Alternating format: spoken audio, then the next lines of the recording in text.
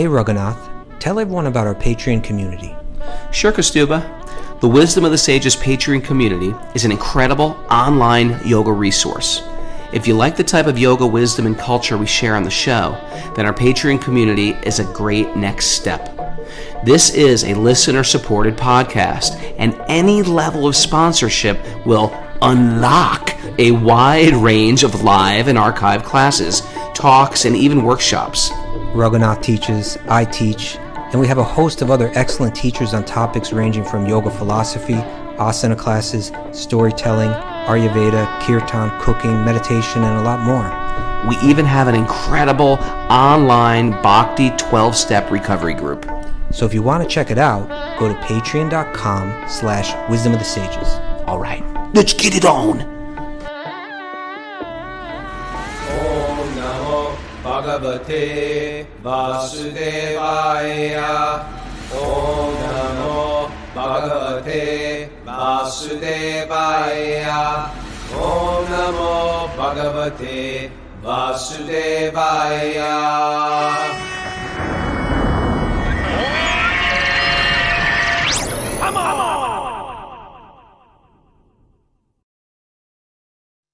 Live from Super Soul Farm, this is Wisdom of the Sages, a daily yoga podcast with your host, Raghunath, and co-host and senior educator at the Bhakti Center, New York, Kastuba Das. Welcome to the show, everybody. Welcome to Tuesday's study of the Srimad Bhagavatam. Woohoo! Good morning, everyone. We were just looking through, like, where these, why are there random people from Switzerland and Italy and not some other country? So Kastuba's going to go through our numbers, where they're coming from. What's the biggest, Kastuba? Why don't you read them through? The United States is the biggest. This is, I'm not sure what dates we got here. This is saying United States 153,001 downloads, but I know we have more than that for this month, so I'm not sure exactly what the dates are. Well, I want to just hear but about. That's like countries. let's say that's the last 3 weeks. It's something like the last 3 weeks. I don't really. I know, but care about numbers. You just want to hear what countries have even countries downloaded listen to one us. time? No, but in an order. Like, what's our biggest? Okay, the United States, then Australia. Australia's number 2. Yes. Unbelievable. Well, English-speaking countries are going to rank high. I get that. Canada, number 3. Really? I don't. Oh yeah, we got some Canadians. UK, number 4. Then India. What? I mean, these are numbers that are far smaller than the United States. In this time period, which I'm estimating is about 3 weeks, there's 153,000 audio downloads. And in the UK, there's 9,000. So UK's got a lot of, I mean, I get the bigger population. This day. Something's happened in the British Virgin Islands. It's pretty impressive. Something. Then, okay, so then India, New Zealand, Lebanon. Oh, Lebanon. All done by Karuna's family. Oh my God. That Lebanon, we got to support them. I think there's a way that we can support. We'll get to that later. Not today, but sometime soon. Italy. Then Virgin Islands, then Mexico, Italy. It's unbelievable that Virgin Islands are over Italy. Well, they speak English there. Germany, Netherlands, San Martin, French part. Serbia, Austria, Colombia, Belgium, Sweden, Singapore, Rwanda. Rwanda? What? There's more people listening in Rwanda than there are in France. This is crazy. South Africa, then France, then South Africa, Croatia, Malaysia, Switzerland. So Switzerland's way down. You know, it's you know what I'm thinking, just because there's people on Zoom from Finland. I thought Finland would be way up. It seems like we got like 5 people from Finland up here on Zoom, and it seems like we'd be like number 1 with Finland, and it's just not true. Not even close. It's not. Finland's not even on the map here. Costa Rica, Guernsey. Hey, thank you, Guernsey. It's the Guernsey girls doing that. Costa Rica, Japan, Portugal, Norway. Okay, Norway's more than Finland.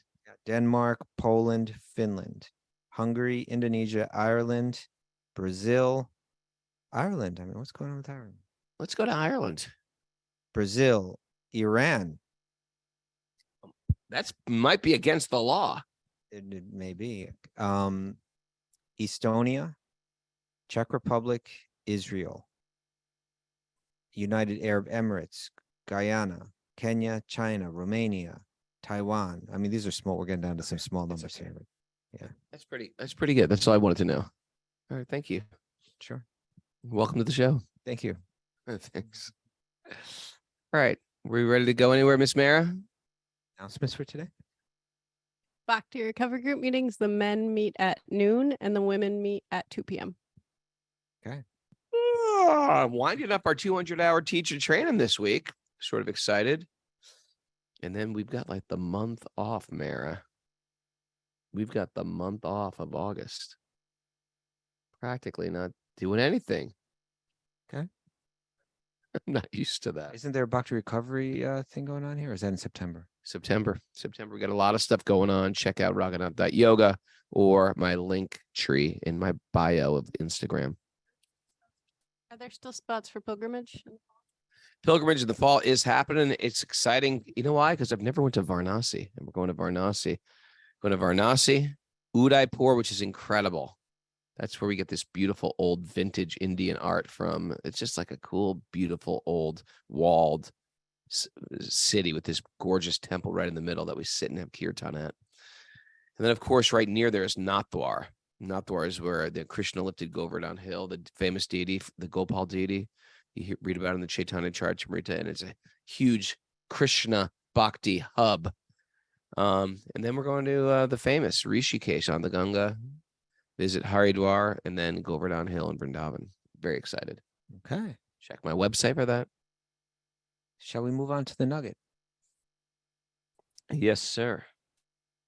Guess what? This whole microphone fight that me and Kostuba have, if you're watching this on YouTube or Zoom, it's going to be over soon. We bought a double microphone hookup.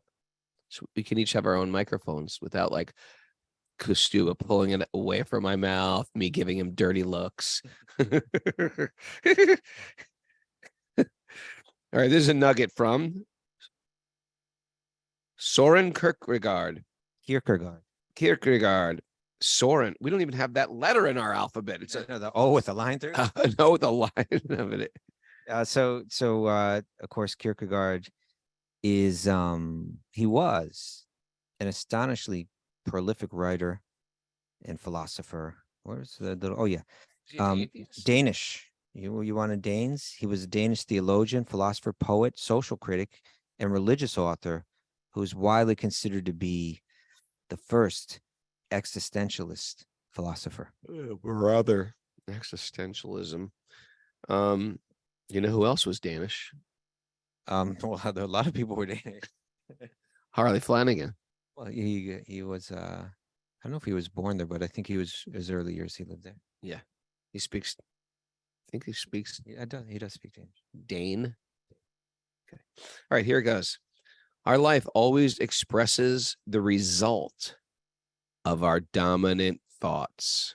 Our life always expresses the result of our dominant thoughts. That's why we cannot binge watch things like Breaking Bad. It's just not good for you. It's just not good for you. Or yeah, whether it's Breaking Bad or something else. Yeah, our life always expresses the results of our dominant thoughts. What do we want our life to be? Do we even stop to think about this? You know, I mean, a lot of people do, but a lot of people I think don't. You know, a lot of people are just kind of, they're following their thoughts, and their thoughts are kind of dictating what their next thoughts will be. You know, so you move through life. If we surrender our freedom, I want to flip this. Because someone might say, oh, all this mental discipline, why bother? Why not just be free? Particularly when the ideas of mental discipline are coming from some tradition. Oh, why are you being a slave to that tradition? Why are you allowing yourself to be controlled? I would rather be free. But I'm going to flip that and say, no, you're actually bound when you're just following the dictation of the mind. And when you're not making a concerted effort to get your thoughts moving in a particular direction, then your mind is going to decide what direction it goes in. And at the end, what is left of the expression of your life will be something that you had no control over, and quite frankly, will be something probably far less noble, successful than it could have been. I think when it's things like maybe you're creating art or writing music or screwing around on a musical instrument or painting or even sitting in meditation, there's like a focus. Like today I was chanting japa this morning, and I'm trying to focus on Radha and Krishna in my mind. Chanting japa means chanting a Mahamantra. Chanting Mahamantra on beads, in the morning. So woke up early, sat in front of a picture of Krishna. Then I try to close my eyes and just think of Radha and Krishna. So that was a concerted effort to take your thoughts in a particular direction. Yes, that's exactly what I was about to say. Because Stuba, now you don't have to. He's tied into my thinking patterns. I can just stop speaking and he can speak for me. No, I thought you were going to go further. Well, I am. Well, that's I was leaving that just as a footnote, just a little marker, because I knew you were going to go so much further. Okay. So it takes a concerted, disciplined effort to keep your mind there. Of course, the mind's getting pulled out everywhere, to gross things, to subtle things, just distractions. But when you're sitting in front of a television set watching a movie, it's like you are just getting massively programmed. You have no longer the programmer. You're no longer the designer of your thoughts. You are just getting thought upon by others' thoughts. And you're sort of at the mercy of whatever they like. Do you ever watch a movie? Everything's going, all of a sudden it's like something horrible happens. It's like, oh, I totally wasn't expecting that. It jumped out of my seat. Something like, and that might ever have these movies where you're like, that's going to scar me for like 10 years. Some people are still scarred from Jaws. They're affected by Jaws. That was a shark movie when we were little. I think maybe you are. Just your fascination with the it wasn't Nature's Jaws. Metal Instagram page. No, it wasn't Jaws that got me. There's other movies that got me. There was one movie I still can't remember. I think I've talked about it on the show before. I watched the trailer for it. It's about a couple who went to a hotel room, like some old motel, and there was like a VCR, and they put in the VCR. What movie was this? It's so disturbed. I didn't even ask to see this movie. They played this as a trailer of the nice movie I was going to see, and they put in the VHS, and it was like of a murder scene that happened in that hotel room, and it was like, and they couldn't get out of the hotel room at that point, and the whole I was so disturbed. I'm still disturbed. I'm still disturbed from that movie trailer. My point is, we are getting. If anyone knows the name of that movie, please paste it on the board, please. Let's see. It's not The Lion King. Nope, not that. Lion King was different. But these things are getting forced onto our consciousness. And we're at the mercy of whoever's directing these and writing these, etc.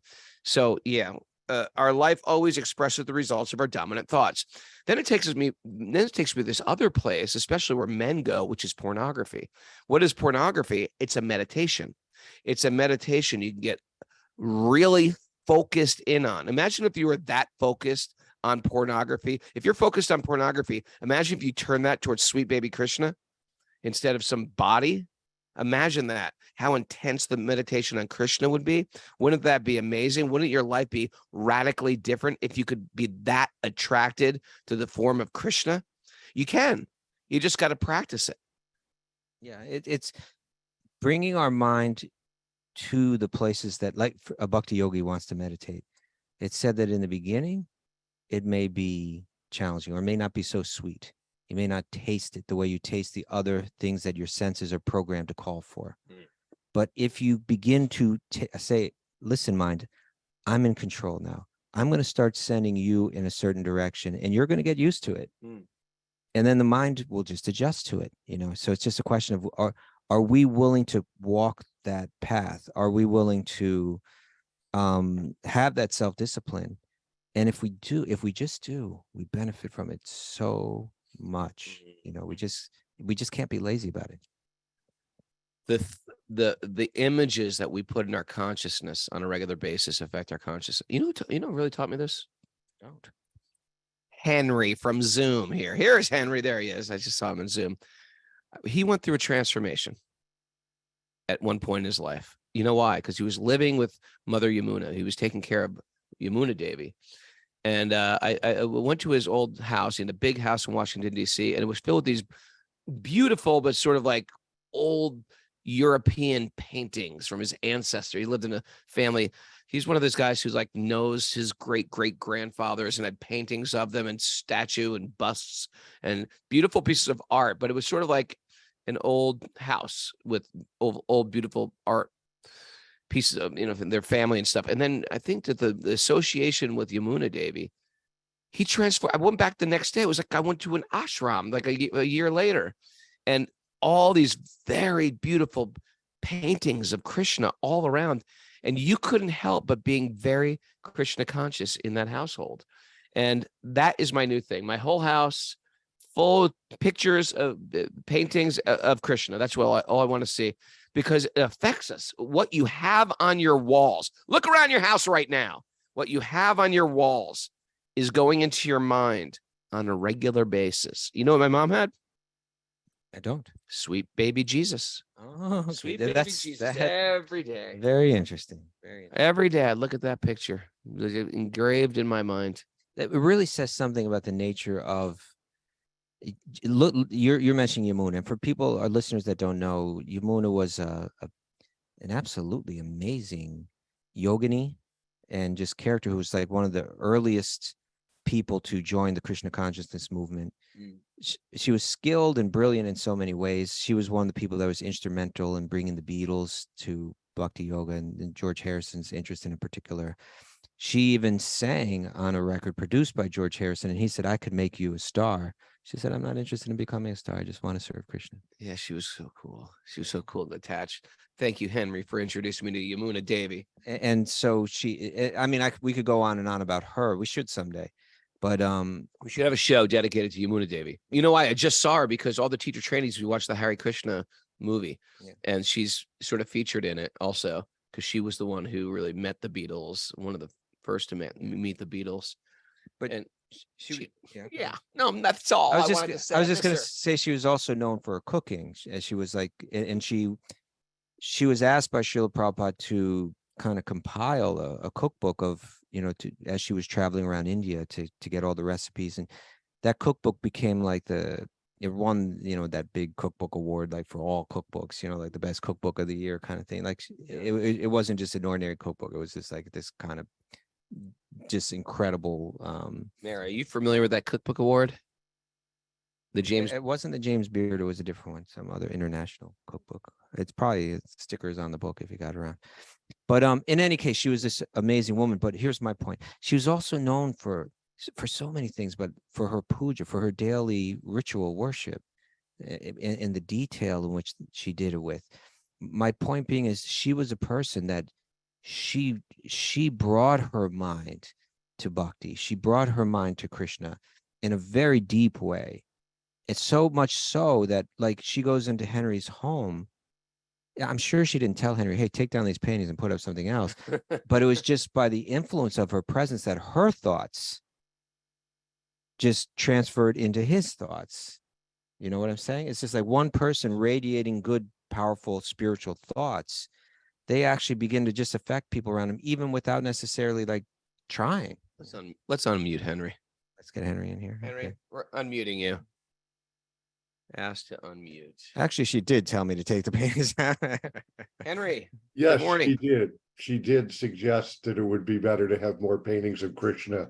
Okay, so she did Okay, suggest. she did. It was a direct order. It wasn't your divine inspiration. Okay, my bad.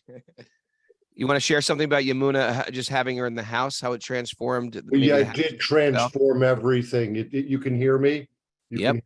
Yeah, so it did completely transform my whole life, and my whole house manifest that, actually, because she wanted everything super clean. Everything had to be really clean because she was worshiping Krishna there, and it was a Krishna temple. And that she was just raising my standard every day, you know. So we just had the whole house became much cleaner. There was no clutter. All this, you know, I got rid of every clutter, and just every room was clean and beautiful. And so your You mind painted that.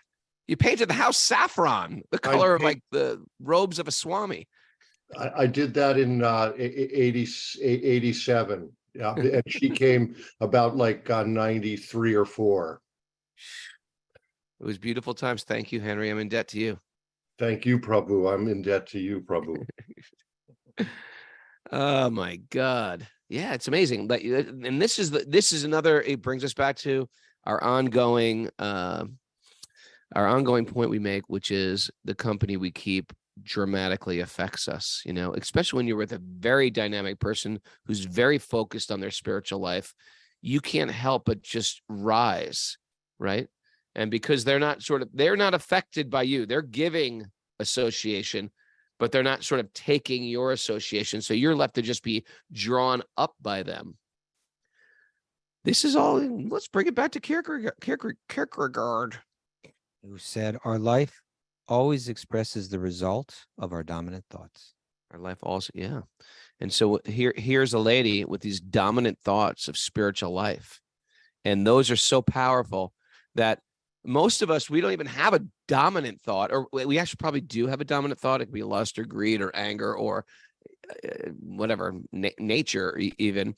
But it's sort of random. We're not thinking like, let's make this dominant. No one's thinking like, let's make lust our dominant thought. It's generally not a conscious decision, but something's happening as we're getting pulled on a regular basis every day somewhere.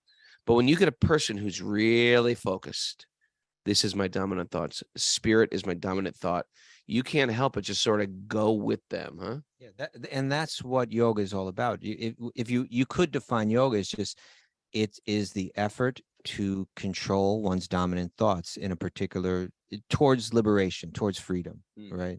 That the mind will no longer control me, that I will control it, and I'll uncover my own true nature. But it means that I'm going to have strategies, different plans. Those plans usually involve regularity, like a daily basis, because otherwise the mind, it just keeps snapping back unless you keep it up. So you have, hey, I do this every morning, or I do this every evening. I read a chapter of Bhagavad Gita every evening. I wake up every morning and I do this. Or sometimes we call it the Tri Sandhyam, right? 3 times during the day, morning, noon, and evening, I bring my mind to a certain meditation, or to a certain prayer, to a certain verse that I chant, or something like that, certain mantra. This is the effort to actually I will determine what the dominant thoughts in my mind will be, and I'm going to make sure that subject will be the one that's most healthy. It seems like all these disciplines take away our freedom. They enhance our freedom. It's like we need training wheels, and that's what sadhana bhakti is. We train ourselves on a regular basis, like Kostu was saying, in the morning, but also in the evening too. Don't forget about the evening. The evening is a great time. Don't just wind down with the typical types of Maya, the typical types of, okay, I'm going to let this box program me.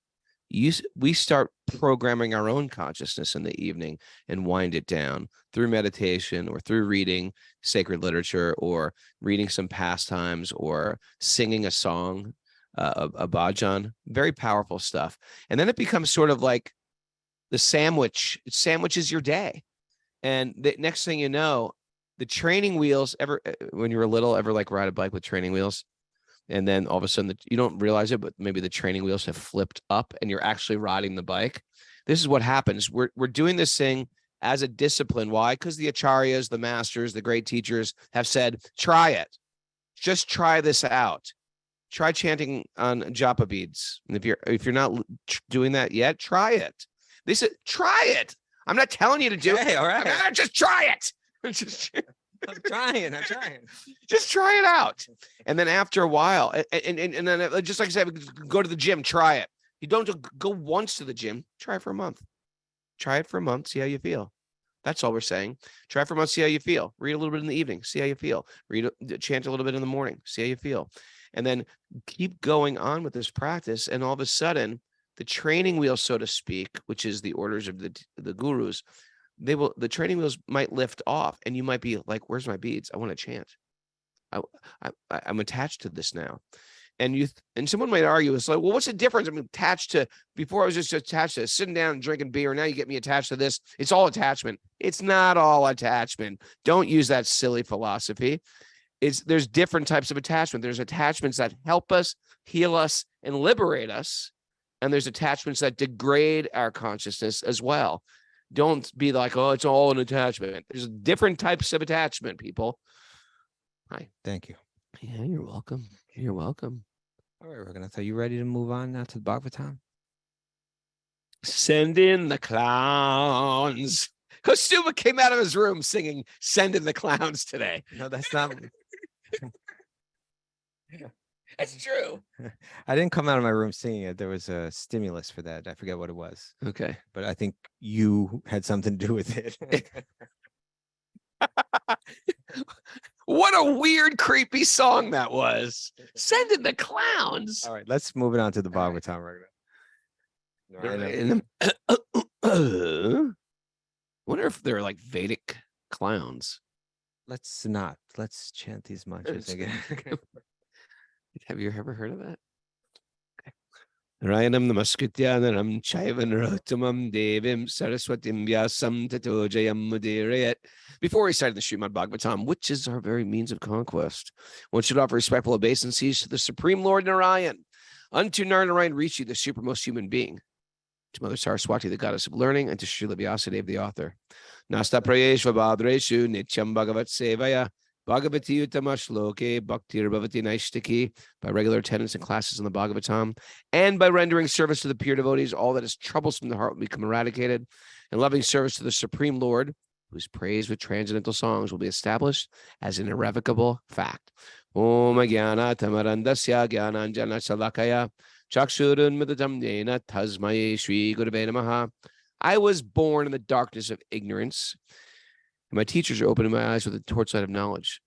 I offer my obeisances at their lotus feet. All right, today, we're going to do something a little wild. We've talked about this in the past. What? I want to find the lyrics to Send in the Clowns. Yeah. Give me that thing. Let's talk, Raghunath. Let's forget about that song. So we have been moving through the universe, and we've kind of been skipping verses because there's a lot of measurements, a lot of technical stuff that's been coming out in these chapters. A lot of measurements of the distances between different planets, different places, and all that kind of thing. The next two chapters have tons of that.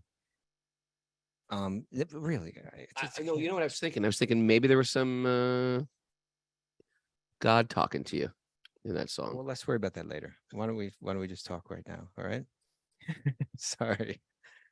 So these next two chapters, we went through chapter 20. We didn't read the whole thing because, again, it goes into a lot of this information. I just think, although it's fascinating stuff to certain minds, and I'm sure it plays an important role in history, I think it just won't serve our podcast so well to spend days and days and days and days on measurements. It's a lot of very, very tedious little details here.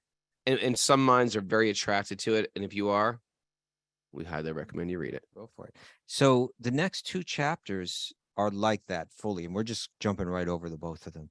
The chapter 21 is the movements of the sun. It's if you're into astrology or astronomy, and you will find this stuff interesting, but you have to be really into it, not just like a little bit into it. And then the next chapter, chapter 22, is called The Orbit of the Planets.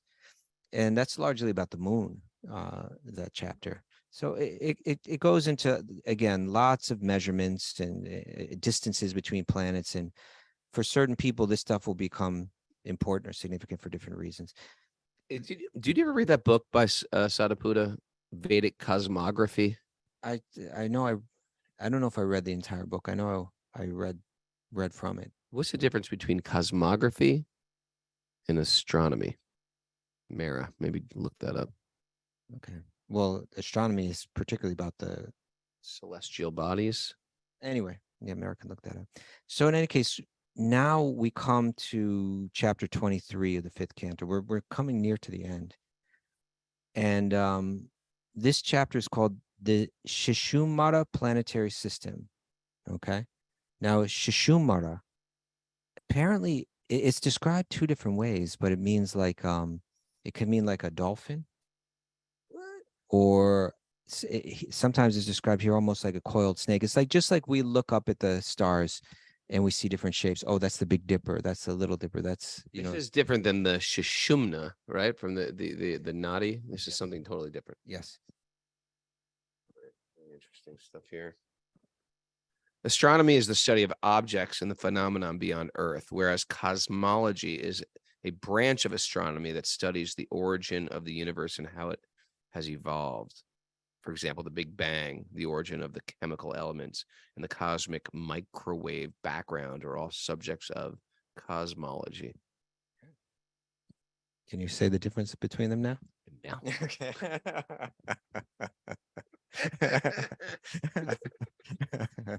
All right. So we get to this we're coming to a place now. We describe the upper planetary systems. And then we describe the earthly kind of, if we picture the universe like a big bubble, and we've gone through a lot of the top part of that bubble. And then we came down to the middleest part of the bubble, which is kind of like the earthly part. And now we're going to go down just below that to this area, which is, it's interesting. It's describing that when you go up one notch from the earthly realm, it's like heavenly enjoyment. Okay. And then when you go up to the very peak, it's like sages in meditation. Okay. Now, when you go down one notch, it's also heavenly enjoyment, but in a bit of a darker way. yeah, been there, done that. Been there, done that. Dark enjoyment. Yeah, what they say, actually, the sun's rays aren't even there, that everything's lit up by jewels. But they say that the heavenly pleasures, and even people's like their bodies live incredibly long time. There's no wrinkles, they don't deteriorate, there's no disease. They're called subterranean heavens. Subterranean heavenly planets is actually the next chapter, 24. I'm not sure if that's the same planetary, exact Okay. same area, but Okay. it's you're in the general realm. But it's not the devas that are living there. It's the Danavas.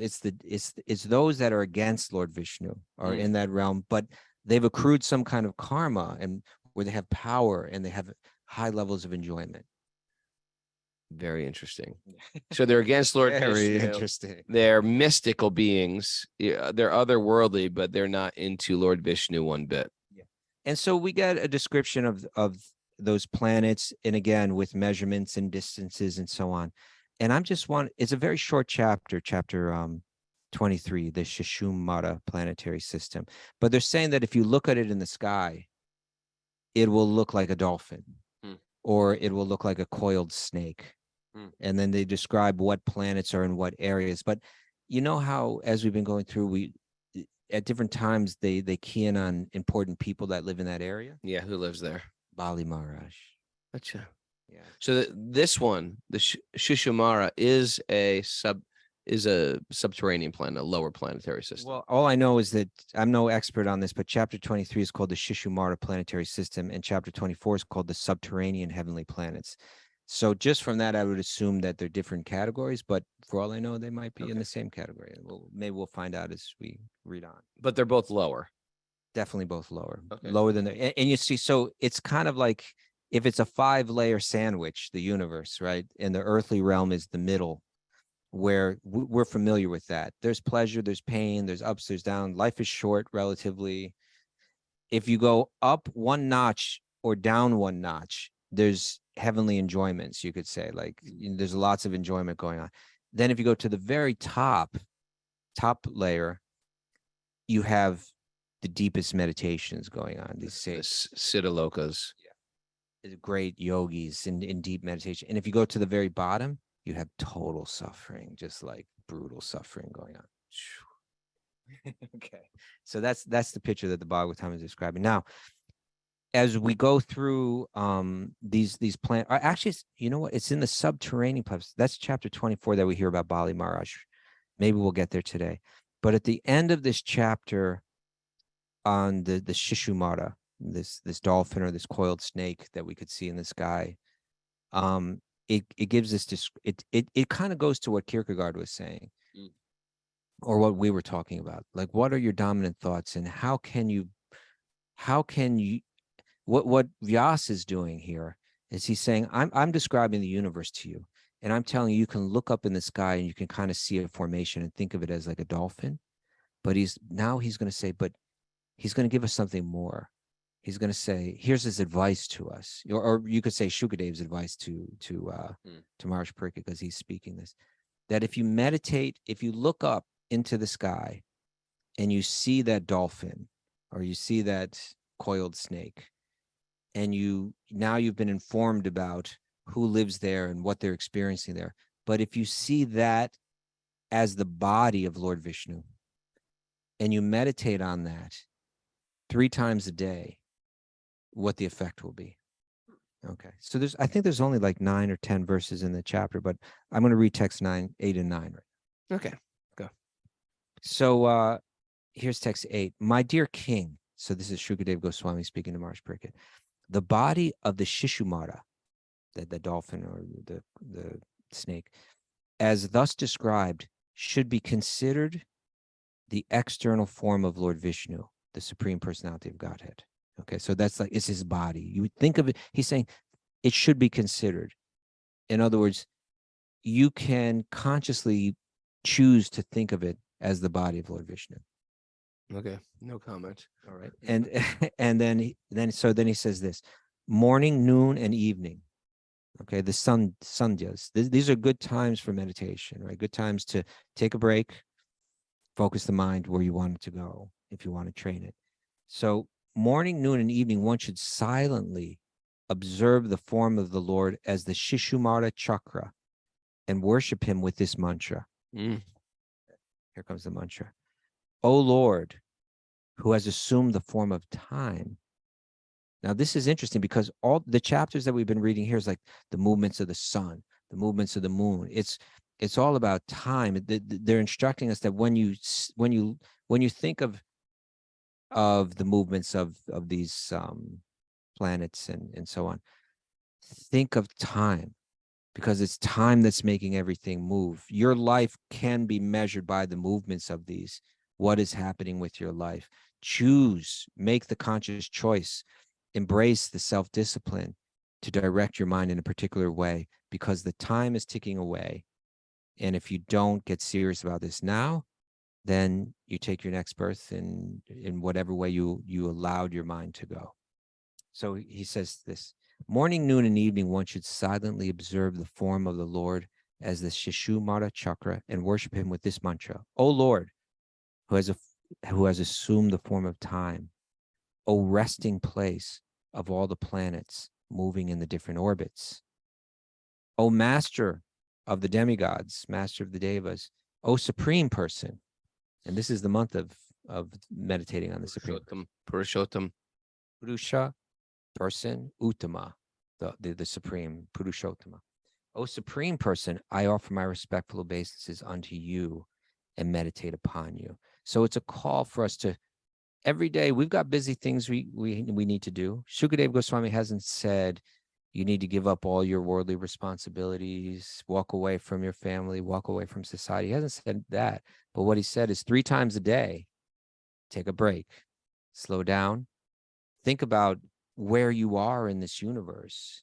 Think of it all as the body of the Lord. And that's a micro-macro thing, right? Because when you think of this universe as the body of the Lord, then you realize that actually, in the same way, I have a body, and the Lord is existing in that body too.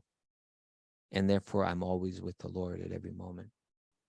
So it's a call to do that type of daily 3-time triple meditation. Got it. No comment. All right. So then text 9. Would you like to read it? Text 9. The body of the Supreme Lord Vishnu, which forms the Shishumara chakra, is the resting place of the demigods and all the stars and planets. One who chants this mantra to worship that supreme person 3 times a day, morning, noon, and evening, will surely be freed from all sinful reactions. If one simply offers his obeisances to this form or remembers this form 3 times a day, all is recent sinful activities will be destroyed. Anyway, this is great practice. Just in the same way we go away on pilgrimage, we take a couple weeks out of the year and go on pilgrimage, or a month out of the year and go on pilgrimage.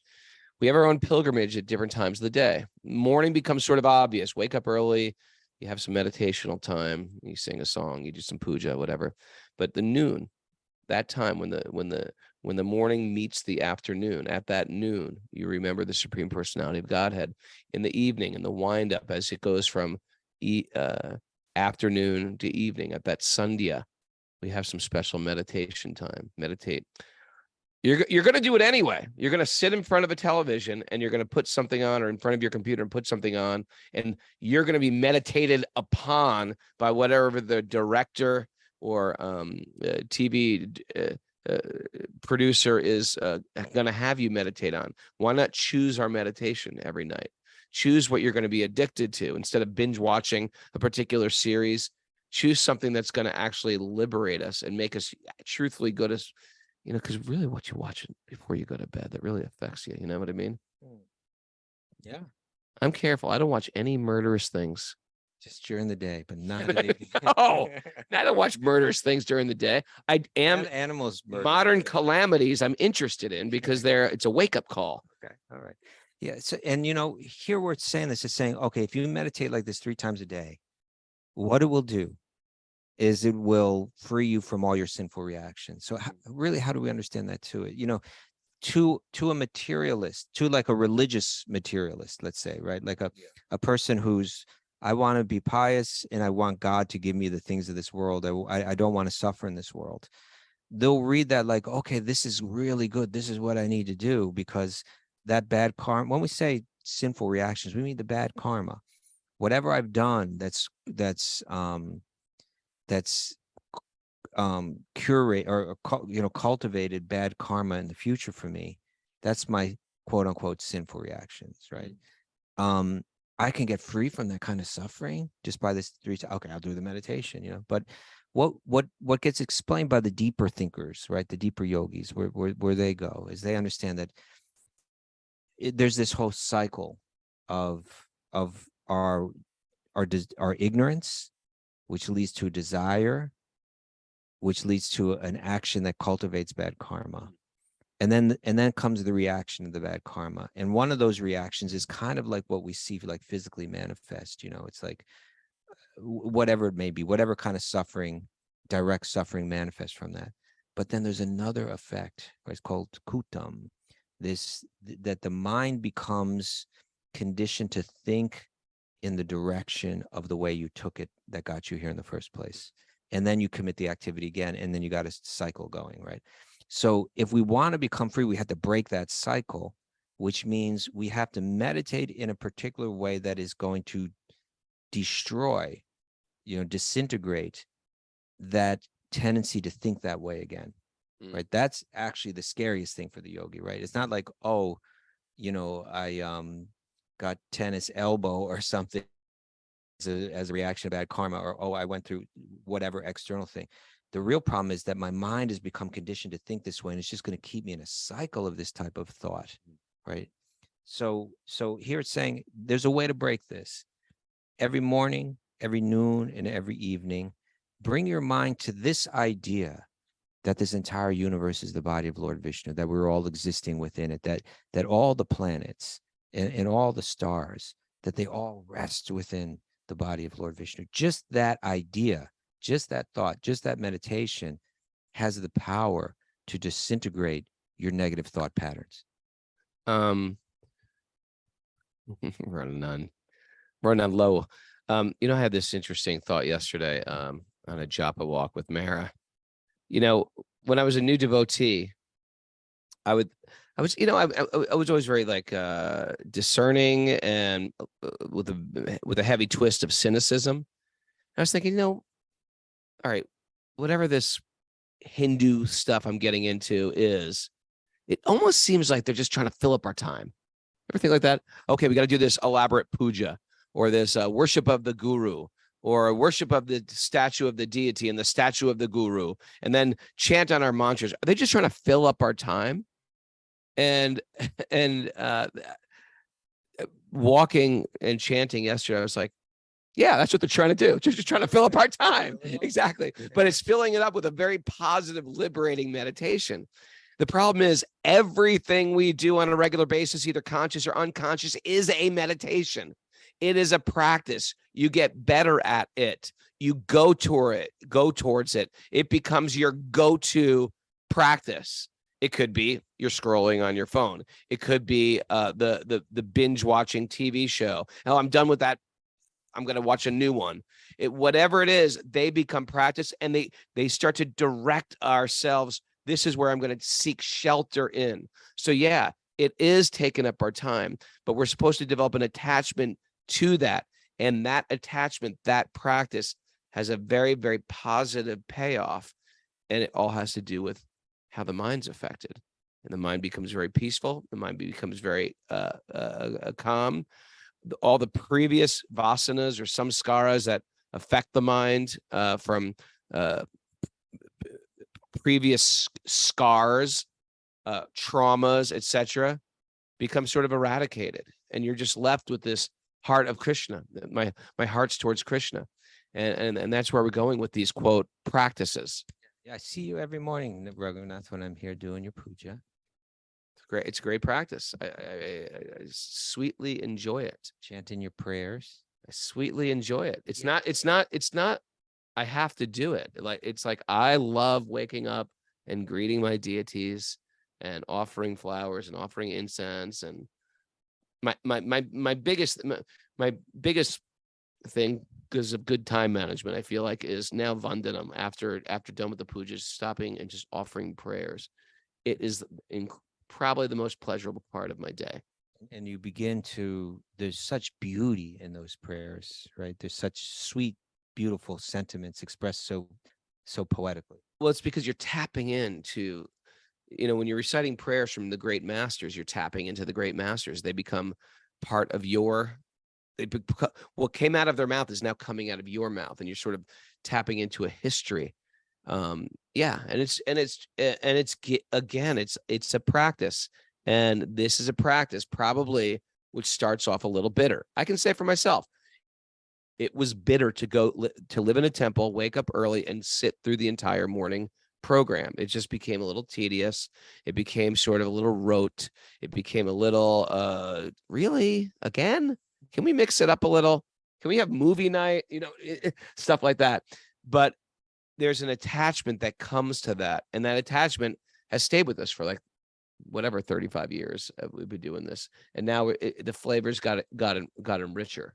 I think the time that you spent in Vrindavan, the accumulated time, but also maybe even that kind of foundational time you spent there in your early years of practicing bhakti, you go there every day by doing this morning meditation.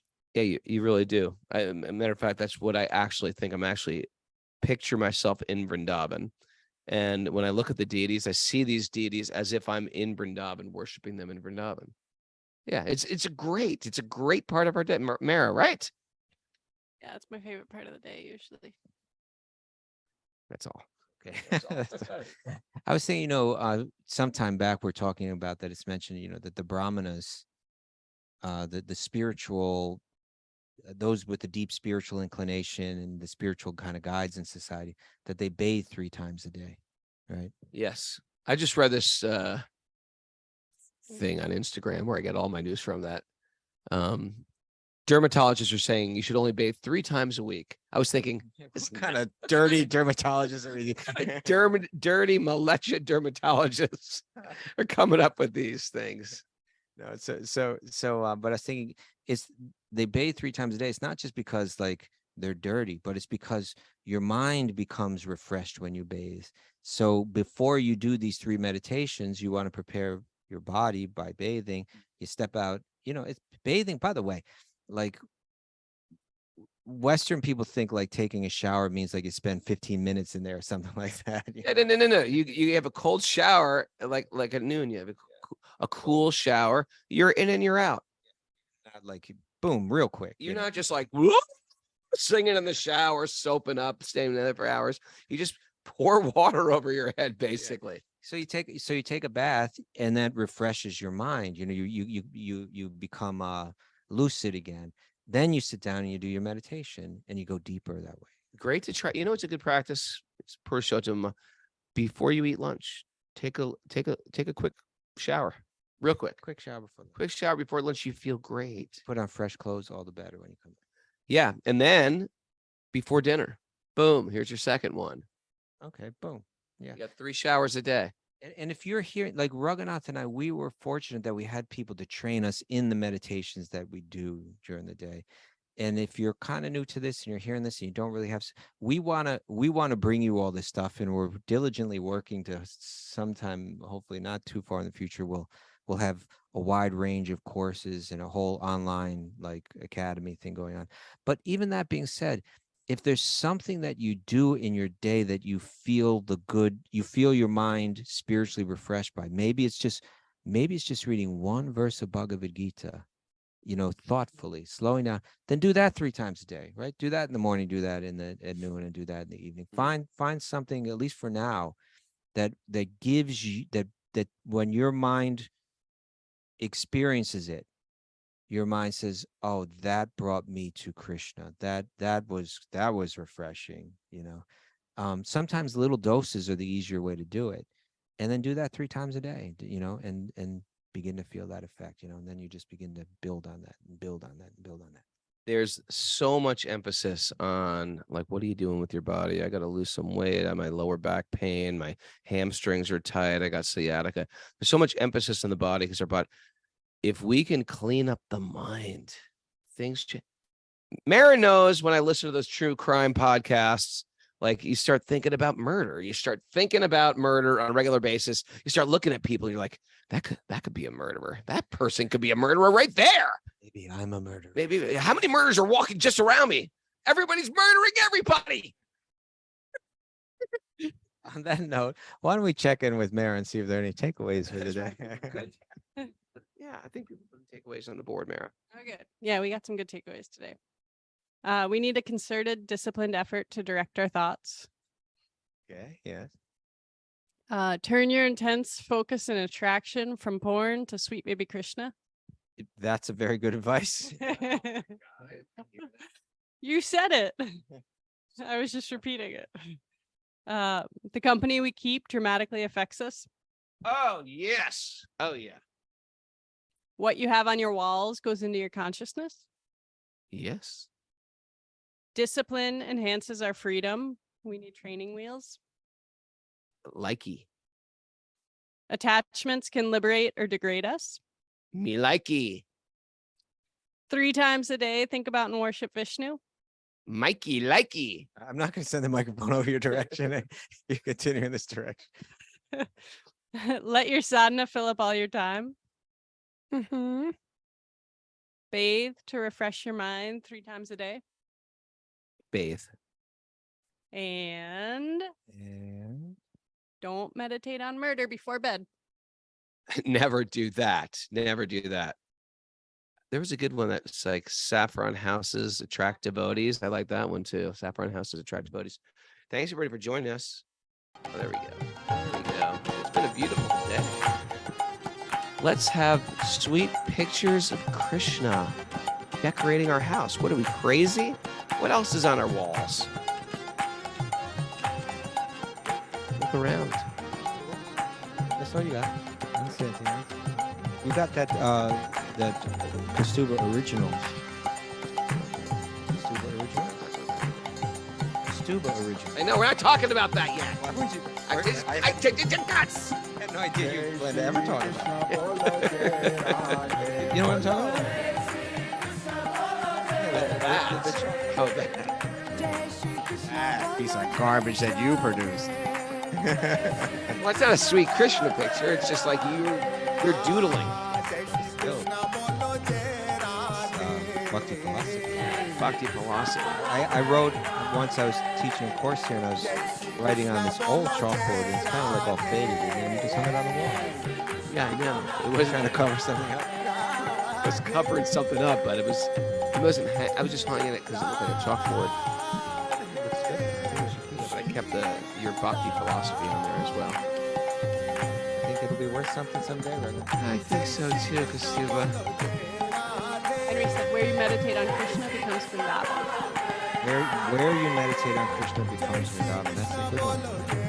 Henry's flying high today, Henry. Thanks for your contribution today, Henry. Hey, everybody, share this podcast with friends. We want as many people to hear this podcast as possible. We want to share this. It's important. All right, we got to go. We got a 200-hour teacher training to teach. It is a beautiful day for a beautiful day. Let the magic continue to flow. It's a magical world out there.